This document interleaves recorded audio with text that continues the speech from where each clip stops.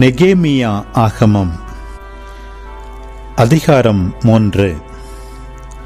அப்பொழுது பெரிய குரு எலியாசிபும் அவருடைய சகோதர குருக்களும் முன்வந்து ஆட்டு வாயிலை கட்டி அர்ப்பணம் செய்தனர். அதற்கு கதவுகளை பொருத்தினர். மேயா காவல் மாடம் வரையும் அனனியேல் காவல் மாடம் வரையும் அர்ப்பணம் செய்தனர். அவர்களுக்கு பின் எரிகோ மக்களும் அவர்களுக்கு பின் இம்ரியின் மகனான சக்கூரும் கட்டினர். பின் அசனாவாவின் வழிமரபினர் மீன்வாயிலை கட்டினர். நிலைகளை அமைத்து கதவுகளை பொருத்தி பூட்டுகளையும் தாழ்பாள்களையும் அமைத்தனர். அக்கோசு மகனான உரியாவின் மகன் மெரேமோத்து அடுத்த பகுதியை பழுது பார்த்தார். மெசசபேலின் மைந்தரான பெரக்கியாவின் மகன் மெகல்லாம் அடுத்த பகுதியை பழுது பார்த்தார். பானாவின் மகன் சாதோக்கு அடுத்த பகுதியை பழுது பார்த்தார். தெக்கோவாவினர் அடுத்த பகுதியை பழுது பார்த்தனர். ஆனால் அவர்களின் உயர்குடி மக்கள் ஆண்டவரின் பணியில் பங்கெடுக்கவில்லை. பாசையாகின் மகனான யோயாத்தாவும் பெசோதியாவின் மகனான மெகல்லாவும் பழைய வாயிலை பழுது பார்த்தனர். நிலைகளை அமைத்து கதவுகளை பொருத்தி பூட்டுகளையும் தாழ்பாள்களையும் அமைத்தனர். யூப்ரத்தீசின் அக்கறை பகுதியில் வாழ்ந்த ஆளுநரின் ஆட்சிக்குட்பட்ட கிபையோனியனான மெலட்ரியாவும் மெரோனியரான யாதோனும் கிபையோன் மிஸ்பாவை சார்ந்தவர்களும் அடுத்த பகுதியை பழுது பார்த்தனர். பொற்கொல்லரில் ஒருவரான அர்காயாவின் மகன் உசியேல் அடுத்த பகுதியை பழுது பார்த்தார். நறுமண வணிகரில் ஒருவரான அனனியா அடுத்த பகுதியை பழுது பார்த்தார். இவர்கள் எருசலேமின் பெரிய மதில் வரை புதுப்பித்தார்கள். எருசலேம் மாவட்டத்தின் ஒரு பாதிக்கு ஆளுநரும் ஊரின் மகனுமான ரபாயா அடுத்த பகுதியை பழுது பார்த்தார். இவர்களுக்கு அடுத்து அருமப்பின் மகனான யதாயா தம் வீட்டிற்கு எதிரே இருந்த பகுதியை பழுது பார்த்தார். அசாபினியாவின் மகனான அட்ரூசு அதற்கு அடுத்த பகுதியை பழுது பார்த்தார். ஆரிமின் மகனான மல்கியாவும் பகத் மோவாபின் மகனான அசுபும் மற்றொரு பகுதியையும் சூளை காவல் மாடத்தையும் பழுது பார்த்தனர். எருசலேம் மாவட்டத்தின் மறுபாதிக்கு ஆளுநரும் அல்லோகேசின் மகனுமான சல்லூமும் அவருடைய புதல்வியரும் அடுத்த பகுதியை பழுது பார்த்தனர். ஆனோனும் சானோவாகில் வாழ்ந்தவர்களும் பள்ளத்தாக்கு வாயிலை பழுது பார்த்தனர். அதற்கு கதவுகளையும் பூட்டுகளையும் தாழ்பாள்களையும் அமைத்தனர். குப்பை மேட்டு வாயில் வரை 1000 முழம் மதிலை பழுது பார்த்தார்கள். பெத்தக்கரை மாவட்டத்தின் ஆளுநரும் ரேகாபின் மகனுமான மல்கியா குப்பைமேட்டு வாயிலை பழுது பார்த்தார். அதை புதுப்பித்து கதவுகளையும் பூட்டுகளையும் தாழ்பாள்களையும் அமைத்தார். மிஸ்பா மாவட்டத்தின் ஆளுநரும் கொல்கோசேயின் மகனுமான சல்லூம் ஊருணி வாயிலை பழுது பார்த்தார். அதை புதுப்பித்து முகடு கட்டு கதவுகளையும் பூட்டுகளையும் தாழ்பாள்களையும் அமைத்தார். மேலும் அவர் அரச பூங்காவிலிருந்த சேலா குளத்து சுவர்களை தாவீதின் ஊரிலிருந்து கீழே செல்லும் படிகள் வரை பழுது பார்த்தார். அவருக்கு பிறகு பெட்சோர் மாவட்டத்தின் ஒரு பாதிக்கு ஆளுநராயிருந்த அசபூக்கின் மகனாகிய நெகேமியா தாவீதின் கல்லறைக்கு எதிரே வெட்டப்பட்டிருந்த குளமும் படை வீரரின் பாசறையும் இருந்த பகுதி வரை பழுது பார்த்தார். அவருக்கு பிறகு லேவியர் பழுது பார்த்தனர். பானியின் மகனான ரகூம் அடுத்த பகுதியை பழுது பார்த்தார். கெயிலா மாவட்டத்தின் ஒரு பகுதிக்கு ஆளுநரான அசபியா அடுத்த பகுதியை பழுது பார்த்தார். பிறகு அவர்களுடைய உறவினர் பழுது பார்த்தனர். கெயிலா மாவட்டத்தின் மறுபாதிக்கு ஆளுநரும் ஏனதாதின் மகனுமான பவ்வாயும் பழுது பார்த்தார். மிஸ்பாவின் ஆளுநரும் இயேசுவாவின் மகனுமான ஏட்சேர் மதிலின் மூலையில் ஆயுத கிடங்குக்கு எதிரே இருந்த அடுத்த பகுதியை பழுது பார்த்தார். அவருக்கு அடுத்து சபாயின் மகன் பாரூக்கு அந்த மூலையிலிருந்து பெரிய குரு எலியாசிபின் வீட்டு வாயில் வரை பழுது பார்த்தார். அவருக்கு அடுத்து ஆக்கோகின் மகனான உரியாவின் மகன் மெரேயாத்து எலியாசிபின் வீட்டு வாயிற்படி முதல் அவ்வீட்டின் கடைக்கோடி வரை பழுது பார்த்தார். அவருக்கு பின் சமவெளியில் வாழ்ந்த குருக்கள் பழுது பார்த்தார்கள். இதன் பின் பென்யமீனும் அசுபும் தங்கள் வீட்டுக்கு எதிரே இருந்த பாகத்தை பழுது பார்த்தனர். அவர்களுக்கு பின் அனனியாவின் மகனான மாசேயாவின் மகன் அசரியா தம் வீட்டிற்கு அருகே இருந்த பகுதியை பழுது பார்த்தார். அவருக்கு பின் அசரியாவின் வீட்டின் மூலையிலிருந்து மதிலின் மூலை வரையில் உள்ள மற்றொரு பகுதியை ஏனதாதின் மகன் பழுது பார்த்தார்.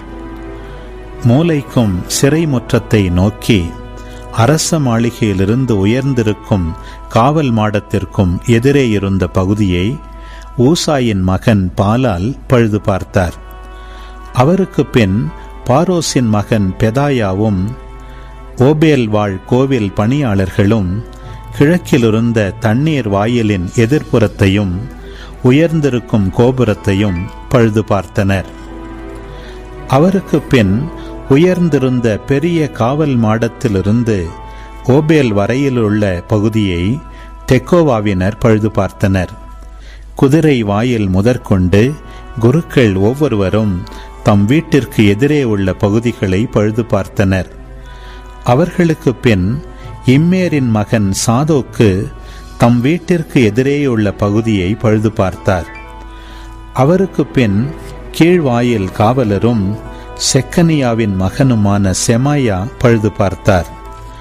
அவர்களுக்கு பின் செலேமியாவின் மகனான அனனியாவும் சாலபின் 6வது மகனான காலுவும் மற்றொரு பகுதியை பழுது பார்த்தனர்.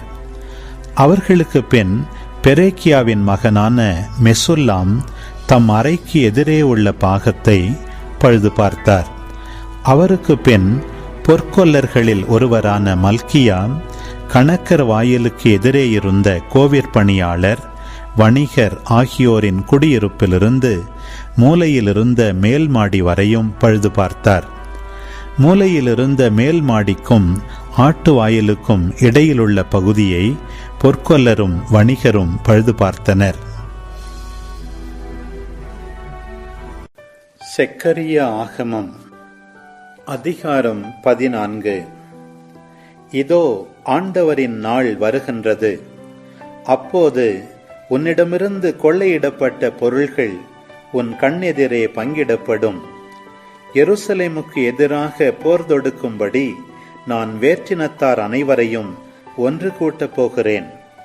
நகர் பிடிபடும், வீடுகள் கொள்ளையிடப்படும், பெண்கள் மானபங்கப்படுத்தப்படுவார்கள். நகர் மக்களுள் பாதி பேர் அடிமைகளாய் நாடு கடத்தப்படுவார்கள். ஆனால் எஞ்சியுள்ள மக்களோ நகரிலிருந்து துரத்தப்பட மாட்டார்கள். பின்பு ஆண்டவர் கிளம்பிச் சென்று முன்னாளில் செய்தது போல் அந்த வேற்றினத்தாருக்கு எதிராக போர் புரிவார். அந்நாளில் அவருடைய காலடிகள் எருசலேமுக்கு கிழக்கே உள்ள ஒலிவ மலையின் மேல் நிற்கும். அப்போது ஒலிவ மலை கிழக்கு மேற்காய் செல்லும் மிக பெரும் பள்ளத்தாக்கு ஒன்றில் 2ஆக பிரிக்கப்படும். ஆகவே அம்மலையின் ஒரு பகுதி வடக்கு நோக்கியும் மற்றொரு பகுதி தெற்கு நோக்கியும் விலகி நிற்கும். அப்போது நீங்கள் என் மலைகளின் பள்ளத்தாக்கு வழியாய் தப்பி ஓடுவீர்கள். மலைகளின் பள்ளத்தாக்கு ஆட்சால் வரை பரவியிருக்கும். நீங்களோ யூதாவின் அரசன் உசியாவின் காலத்தில் ஏற்பட்ட நிலநடுக்கத்தின் போது தப்பியோடியது போல் ஓடிப்போவீர்கள். அப்போது உங்கள் கடவுளாகிய ஆண்டவர் தம் புனிதர்கள் அனைவரோடும் வருவார். அந்நாளில் வெப்பமோ குளிரோ உறைபனியோ இராது. அது ஒரே பகலாயிருக்கும். அதன் வரவை ஆண்டவர் மட்டுமே அறிவார். பகலுக்கு பின் இரவு வராது. மாலை வேளையிலும் ஒளி படரும். அந்நாளில் வற்றாத நீரூற்று ஒன்று எருசலேமிலிருந்து தோன்றி ஓடும். அதன் ஒரு பாதி கீழ்கடலிலும் மறுபாதி மேற்கடலிலும் சென்று கலக்கும். கோடை காலத்திலும் குளிர்காலத்திலும் அது ஓடிக்கொண்டே இருக்கும். ஆண்டவர் உலகம் அனைத்திற்கும் அரசராய் திகழ்வார். அந்நாளில் ஆண்டவர் ஒருவர் மட்டுமே இருப்பார். அவர் திருப்பெயர் ஒன்று மட்டுமே இருக்கும். கேபாவிலிருந்து எருசலேமுக்கு தெற்கில் உள்ள ரிம்மோன் வரை உள்ள நாடு முழுவதும் சமவெளியாக்கப்படும். எருசலேமோ தான் இருந்த இடத்திலேயே ஓங்கி உயர்ந்து பென்யமீன் வாயிலிலிருந்து முன்னைய வாயில் இருந்த இடமான மூலை வாயில் வரையிலும், அனனியேல் காவல் மாடத்திலிருந்து அரசனுடைய திராட்சை ஆலைகள் வரையிலும் மக்கள் குடியேற்றத்தால் நிறைந்திருக்கும். அங்கே மக்கள் குடியிருப்பார்கள். இனி அவர்கள் சாபத்திற்கு ஆளாக மாட்டார்கள். எருசலேம் அச்சமின்றி வாழும். எருசலேமுக்கு எதிராக போர் தொடுத்த எல்லா மக்களினங்களையும் வதைக்கும் பொருட்டு ஆண்டவர் அனுப்பும் கொள்ளை நோய் இதுவே. அவர்கள் நடமாடிக் கொண்டிருக்கும் போதே ஒவ்வொருவனது சதையும் அழுகி போகும்.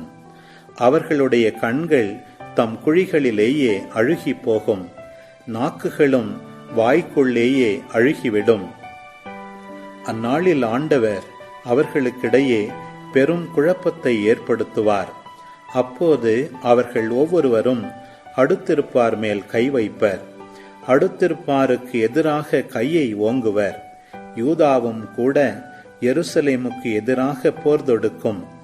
அப்போது சுற்றிலும் உள்ள வேற்றினத்தாரின் செல்வங்களாகிய பொன் வெள்ளி ஆடைகள் பெருமளவில் திரட்டப்படும்.